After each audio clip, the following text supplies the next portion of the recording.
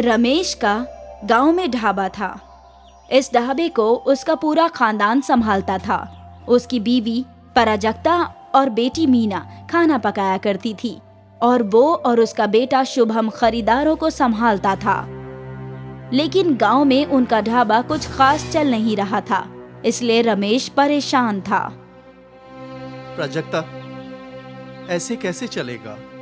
हमारे गांव के ज्यादातर लोग शहर चले गए हैं। दिन ब दिन हमारी आमदनी कम होती जा रही है। अभी मीना की शादी के लिए भी पैसे इकट्ठे करने होंगे।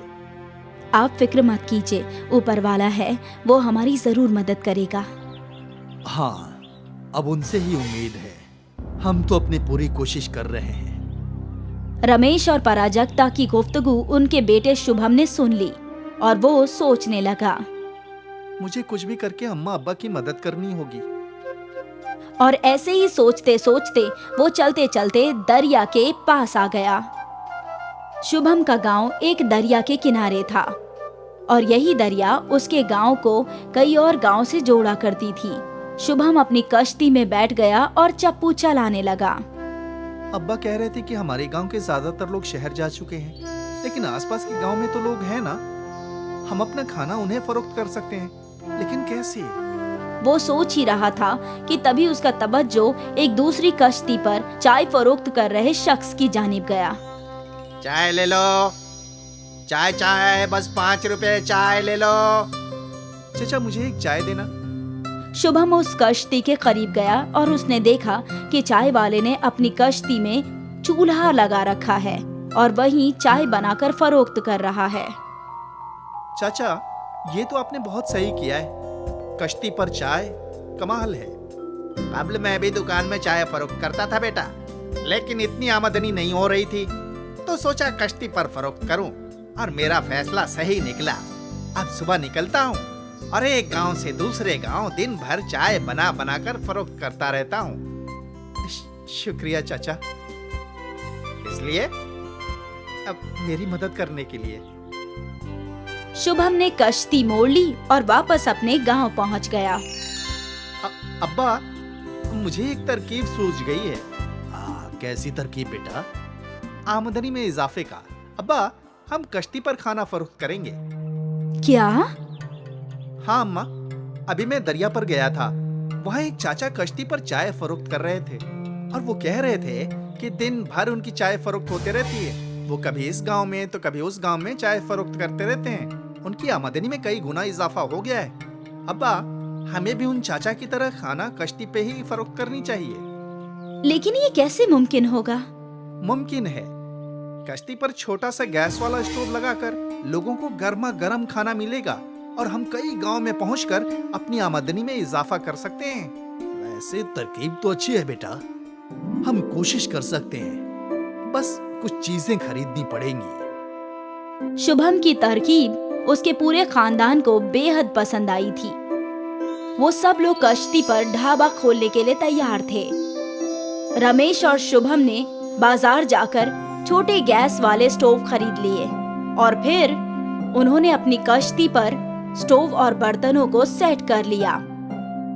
यहाँ पराजक्ता और मीना ने आधे से ज्यादा खाना बनाने की तैयारियां कर ली थी और फिर सारा तैयार सामान लेकर पराजक्ता और मीना कश्ती के पास पहुँचे। सभी ने ऊपर वाले से दुआ की और अपनी कश्ती में निकल पड़े। दूसरे गांव के नजदीक पहुँचते ही खाना, जायकेदार खाना, सब्जी, रोटी, पनीर, दाल, चावल, जो चाहिए सब मिलेगा। रमेश ने कश्ती किनारे ले ली और कुछ लोग उसकी कश्ती की जानिब आए। अरे भाई, ये क्या नया है? ये नया ढाबा है। यहाँ आपको खाना मिलेगा, वो भी गर्मा गर्म, कम दाम में। अच्छा, क्या क्या है खाने में आपके पास? दाल तड़का, चावल, पराठा, पनीर मखनी, गोभी की सब्जी, रोटी, छोले, पूरी भाजी। अरे बाप रे, इतना सब कुछ! और मुझे 2 पराठे और पनीर की सब्जी दे दो भाई। अजी। मीना ने पनीर की सब्जी गरम की और पराजक्ता ने पराठे बना दिए। कितना हुआ? बस 70 रुपए भाईजान। अरे वाह, किफायती है। हमारे गांव के होटल में तो इतने में 120 रुपए लग जाते हैं। दाम सुनकर कई और खरीदारों ने फरमाइश की। दाल तड़का और जीरा राइस पार्सल कर दीजिए भाई। मुझे 2 पूरी भाजी दे देना। जी भाईजान। पराजक्ता और मीना फटाफट खाना बनाने लगी और रमेश और शुभम खरीदारों को पेश करने लगे। पहले रोज ही गांव में उन्हें 8-10 खरीदार मिल गए। जब खरीदार आने खत्म हुए तो रमेश ने कश्ती चलानी शुरू कर दी।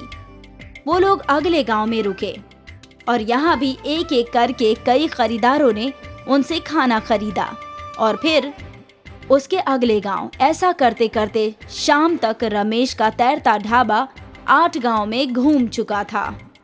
प्राजक्ता, आज एक रोज की कमाई 4000 रुपए हुई है। इतनी तो हमारे ढाबे पर हफ्ते भर में नहीं होती। हाँ शुभम, तुम्हारी ये तरकीब कमाल की है। अब से हम रोज ज्यादा खाना तैयार करके लाएंगे। जी अब्बा। मुझे यही उम्मीद थी। अब हमें खरीदारों की सोचने की जरूरत नहीं है। हमारी मेहनत को रुख मिल गया है। हमें ऐसे ही मेहनत करना जारी रखना होगा। हाँ, सही कहा। फिर क्या था, रमेश का खानदान रोज कड़ी मेहनत करने लगा। वो लोग कश्ती से गांव-गांव घूमकर खाना फरोख्त करने लगे। सभी खुश थे। लेकिन उनकी ये तरक्की रमेश के गांव में रह रहे भानु से देखी नहीं गई। भानु रमेश से हसद खाता था। मुझे इस रमेश का कुछ न कुछ करना ही चाहिए, वरना ये मुझसे भी ज्यादा पैसे कमाएगा। मैं ऐसा होने नहीं दूंगा। रात के अंधेरे में भानु ने रमेश की कश्ती तोड़ दी। अब देखता हूँ तुम लोग कैसे कश्ती पर खाना फरोख्त करते हो। रमेश और उसका खानदान जब दरिया किनारे पहुंचा तो अपनी कश्ती का ये हश्र देखकर परेशान हो गया। अब हम क्या करेंगे अब्बा? कश्ती तो बिल्कुल टूट चुकी है। अरे हम इतना सारा खाना कहाँ फरोख्त करेंगे? गांव का एक बुजुर्ग शख्स उनकी ये सारी गुफ्तगू सुन रहा था। अब बेटा, तुम लोग मेरी कश्ती लेकर जाओ। मैंने तुम सबकी मेहनत देखी है और तुम्हारी वजह से कई लोगों को अच्छा खाना भी नसीब होता है।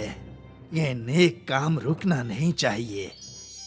तुम जब तक चाहो मेरी कश्ती इस्तेमाल कर सकते हो।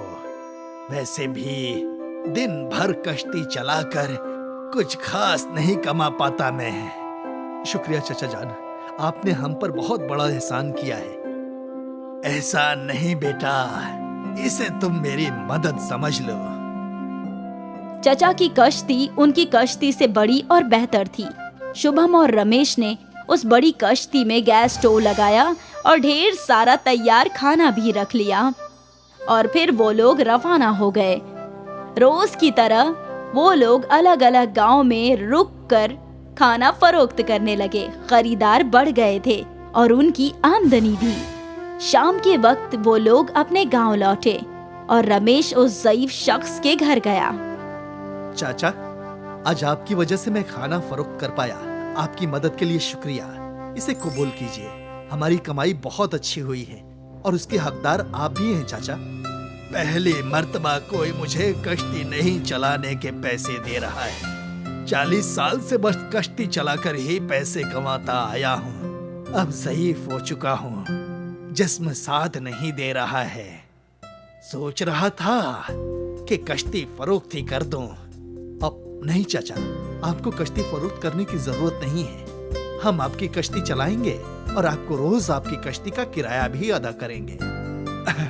ऊपर वाला तुम्हें बरकत दे बेटा। बुजुर्ग शख्स ने रमेश को कश्ती देकर उसकी मदद की और रमेश ने बुजुर्ग शख्स को रोज किराया अदा करने की बात करके उनकी मदद की और ऐसे ही मदद का ये सिलसिला चलता रहा। और शायद इसी नेक दिली की वजह से दिन ब दिन रमेश के तैरते ढाबे की आमदनी में इजाफा होता जा रहा था। और ये देखकर भानु तिलमिला गया। वो रमेश का बुरा करना चाहता था, लेकिन अनजाने में उसने ही रमेश का भला कर दिया। 1 साल बाद रमेश ने अपनी दुख्तर मीना की शादी कर दी, बड़ी ही शानो शौकत के साथ। लेकिन भानु अभी भी रमेश को देखकर हसद खाता रहता। रमेश और उसके खानदान की मेहनत रंग लाई। Twinkle, twinkle, little star, how I wonder what you are. Up above the world so high, like a diamond in the sky. Twinkle, twinkle, little star, how I wonder what you are. Up above the world so high, like a diamond. Twinkle, twinkle.